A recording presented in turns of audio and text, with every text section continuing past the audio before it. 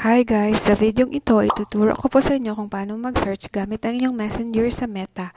Una, i-click nyo lamang yung tao kung gusto nyong i-search kung ano yung mga previous history or conversation na inyong kaibigan, relatives, or family.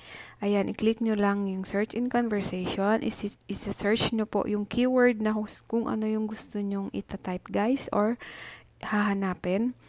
So, for example, may mga nakalimutan kayong location, mobile number, or something, mga amount na gusto nyong i-review, i-search nyo lang po, dadalhin kayo nyan sa iba't ibang keyword.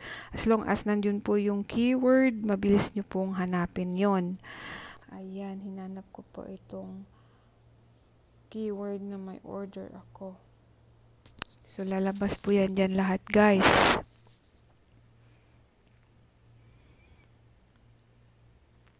Ayan po. So, try ko pong i-search ang ibang keyword. Let's say, request.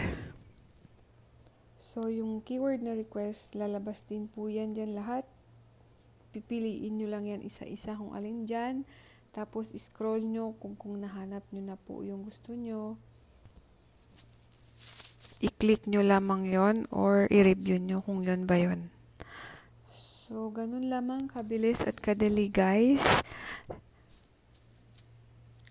So, let's say, mag-search po tayo sa ibang tao. For example, ito, kay Teacher Adi. Isa-search natin, for example, class. Ayan, lalabas po yan dyan ang keyword na yan. And then, makikita na natin kung ano yung gusto nating maalala. So, ganun lamang kabilis guys. Sana may natutunan po kayo sa videong ito. Huwag po kayong makalimot na mag-subscribe, share, at comment na rin. Thank you for watching. Bye-bye!